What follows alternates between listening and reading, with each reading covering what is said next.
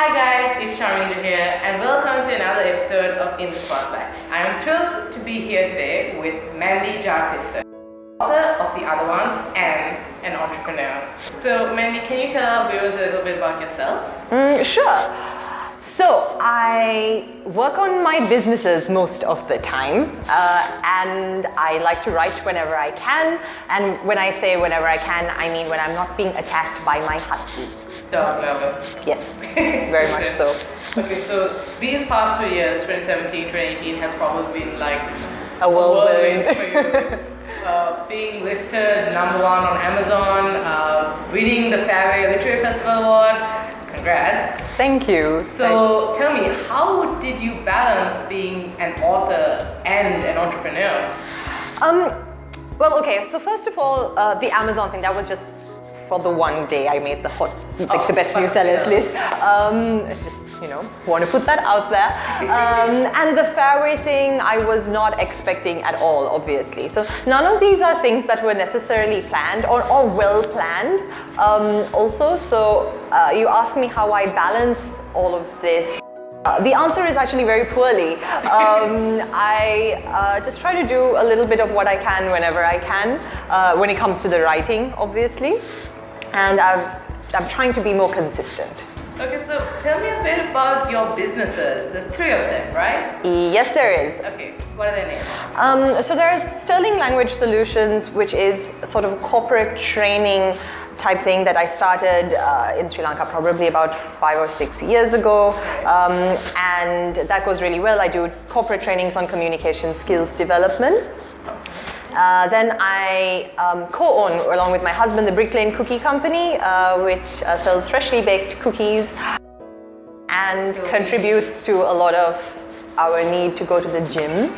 So will we be getting any free samples anytime soon? For you, anytime. Yeah, and we've been also working on an insurance startup, which is like an online comparison platform. So if you want to get your car insured, for instance, you'd go online, put in all your details, and be able to sort of compare quotes and services from different insurance companies. Now, I have a question that I think you might be dreading, but about that second book. Oh, fun times. What would you like to know? Okay, so what can you tell us? What can I tell you? It is definitely a big deviation from the first book in terms of genre and, well, everything really, because while the other one was very, it was a steampunk fantasy sort of book, this is more into the thriller suspense type category, so it's still very heavily a genre fiction. It's just a completely different type of genre than the first one. Well, I'm really excited about it. I've been working on it pretty heavily from about the end of last year. I had terrible writer's block. I was struggling with it for quite a while, and now I can finally sort of see the threads coming together. So it's at that time now where it's very exciting, and I'm working on it every day. So it's been great. You've got your flow back. I have got my flow back, which has been great because I think, because with the other one, I didn't approach it in a very well thought out manner. I sort of just fell into it. I was writing little bits and pieces. I was like, I can kind of turn this into a book. I'm starting to see something emerging here. And then I wrote it with no thought about, genre or who I can market it to or the target audience. I didn't think about any of those things, which is not a very good way to approach really writing. You should at least be able to answer a few of those questions. If not concretely, at least you should be able to have a gist of that before you start.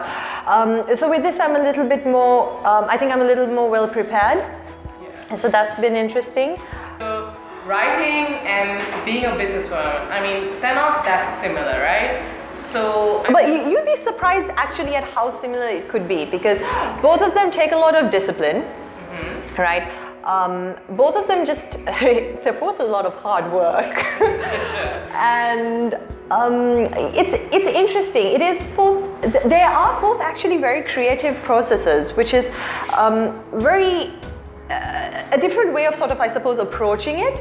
But with the business, obviously, you're trying to be creative, you're trying to solve problems. And with writing, you are kind of trying to do the same thing, although the avenues of doing it are different. And obviously with businesses, you're working with other people, so that's a huge part of it. And with writing, obviously, it's a very isolating sort of process. So being both writer and businesswoman, you have that unique perspective. So for all those kids out there who are aspiring to be writers or aspiring to one day publish their own book, what would you say to them? You don't have to conform to anybody's opinions of you, and if you want to do more than one thing, you should go ahead and do it. And also when it comes to writing, I think the most important thing is just to start and don't stop, and to keep at it. Okay, the second perspective. What about all those entrepreneurs out there? What would you say to them? Don't quit when it gets hard, because there's I think there's this big misconception of be your own boss and follow your dreams and do whatever you like, and you should do those things, certainly, but it's not all amazing and fun all the time. You do have to slog through quite a few difficult scenarios. You can't do what you love to do 100% of the time.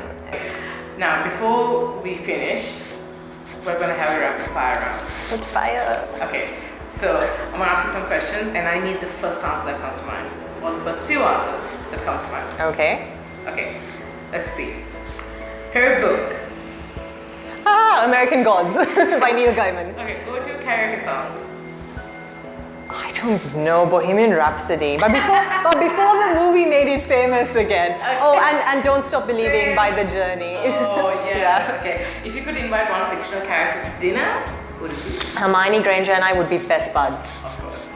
One movie you will never get tired of watching. It's a good one. I think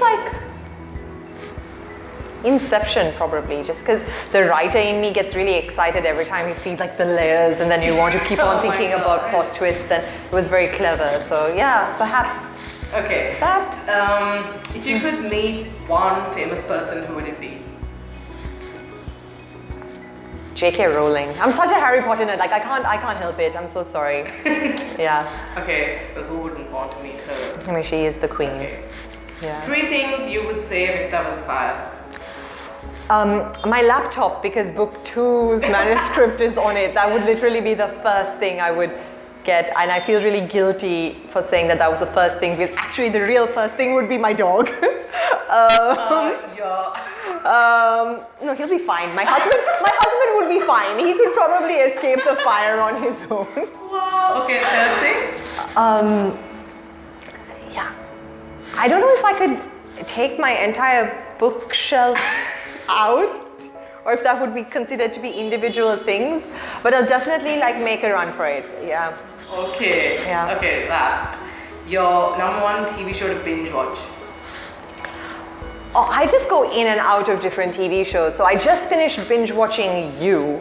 Oh. Have you seen it? Oh, yes. So the book is really amazing. And yeah, so I couldn't get enough of it. It's just, again, it's the writer in me, right? That gets really obsessed with things like narration styles and dialogue and character building and how certain things pan out. So I just came off binge watching You, and I loved it. Okay. Yeah. Okay, well, that's it for Rapid Fire. Thank you so much, Mandy, for joining us. Thank you for having me. I don't know about you. No, I'm kidding. I had fun too. Okay, so we're going to be waiting for book 2. Yeah, thank you. Good luck with that. Thank you. I think I need all the luck I can get at this point. Yeah. So thanks you guys for tuning in. That was Mandy Jayatissa, and we'll catch you guys later on another episode of In the Spotlight. Hi.